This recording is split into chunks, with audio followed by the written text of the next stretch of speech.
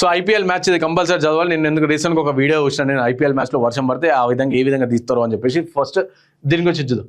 IPL పెద్ద వ్యాపారం, దాని కారణంగానే భారీగా 6లు 4లు. ఎస్ఆర్హెచ్ కోచ్ ముత్తయ్య మురళీధరన్ సంచలన వ్యాఖ్యలు చేశారు. సో ఐపీఎల్ పెద్ద వ్యాపారం, అది వాస్తవమే. ఐపీఎల్ పెద్ద వ్యాపారం. ఎంత పెద్ద వ్యాపారం అంటే, సో ఐపీఎల్ అంటేనే business. So Sunrisers Hyderabad spin coach Muttiah Muralidaran IPL పై సంచలన వ్యాఖ్యలు చేస్తాడు. ఐపీఎల్ అంటేనే పెద్ద బిజినెస్ అంటూ వ్యాఖ్యానించారు. బుధవారం ముంబై ఇండియన్స్ లో జరిగిన మ్యాచ్ లో ఎస్ఆర్హెచ్ 244 పరుగుల లక్ష్యాన్ని ఛేదించే విషయం మనందరికీ తెలిసింది. ఇక ప్రతి జట్టు 200 స్కోర్లు చేయడంతో సాధారణమైన పోయింది. ఇక బౌలర్లు నామమాత్రపు పాత్ర పోషిస్తున్నారు. దీనిపై మురళీధరన్ స్పందిస్తూ ఇందులో బౌలర్ల తప్పేం లేదని ఐపీఎల్ ఉందన్నారు. ఇక పిచ్లు బ్యాటర్లకు అనుకూలంగా ఉండడం, బౌండరీలు చిన్నగా ఉండడంతో భారీ స్కోర్లు నమోదవుతున్నాయని అన్నాడు. అలాగే బౌలర్లు అనుకూలంగా పిచ్లు తయారు చేస్తే అభిమానులకు మ్యాచ్ బోర్ కొడుతుందని చెప్పారు. అంటే బౌలర్లకు అనుకూలంగా ఒకవేళ పిచ్ని తయారు చేస్తే క్రికెట్ చూసేలకు బోర్ కొడుతుంది, ఆ మజా రాదు. కాబట్టి బ్యాట్స్మెన్లకు అనుగుణంగా ఉండడానికి పిచ్ని క్లియర్ గా వేసి సో 6లు కొట్టే విధంగా చేస్తున్నారు అని చెప్పారు.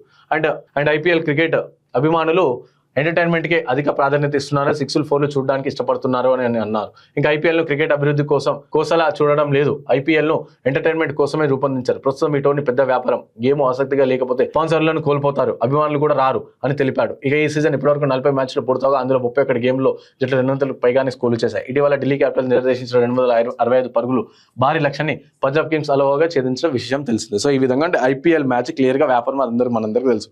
ఎంత వ్యాపారం అంటే, రీసెంట్గా ఒక వీడియో చూసాను నేను. అమిత్ షా కొడుకు జేషా ఎవరైతే ఉన్నారో, ఇప్పుడు బీసీసీఐ ప్రెసిడెంట్ ఎవరైతే ఉన్నారో, వారు ఆ మ్యాచ్లో ఆ క్రికెట్ ఏదైతే గ్రౌండ్ ఉంటుందో ఆ గ్రౌండ్లో వర్షం పడితే వర్షం నీళ్ళు అన్ని ఇమీడియట్గా ఆ వర్షం నీళ్ళు అక్కడ నుంచి పోయి ఆ పిచ్చి మళ్ళీ గ్రౌండ్ ఏదైతే ఎండినప్పుడు ఎట్లుంటో సేమ్ అదే విధంగా తేడానికి ఒక మిషన్ తీసుకొచ్చారు. ఆ మిషన్ కాస్ట్ సుమారుగా కొన్ని కోట్ల రూపాయలు ఉంది. అంటే ఒక క్రికెట్ ఆడడానికి, ఒక 3 గంటల పాటు క్రికెట్ ఆడడానికి ఆ వర్షం పడితే ఆ పిచ్చి ఖరాబ్ అవుతుందని చెప్పేసి కొన్ని కోట్లు పెట్టి ఒక మిషన్ తీసుకొచ్చి మీరు.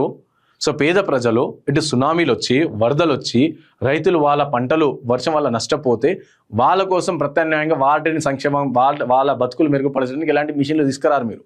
అలాంటి మిషన్లు ఉంటాయా లేదా అంటే, ఈ మిషన్ల విషయం వస్తలే. రైతులకి వర్షం పడితే ఆ కాపాడడానికి మిషన్లు కావాలని మేము అంటలేం. కానీ ఈ కోట్లు అంటే ఒక గ్రౌండ్, ఒక 3 గంటల గేమ్ కోసం ఆడడానికి గ్రౌండ్ పచ్చిగా అయితే దాన్ని ఎండబెట్టడానికి ఇన్ని కోట్లు ఖర్చు పెడుతున్నాం మీరు.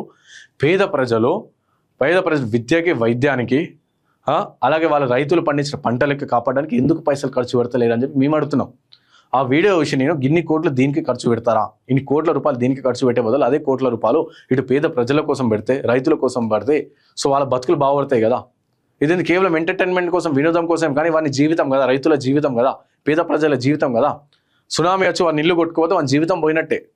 పంట వచ్చి పంట నష్టం జరిగితే రైతులు 6 నెలల కష్టం అంతా కూడా ఒక్కసారి వృధా అయిపోయినట్టే కదా.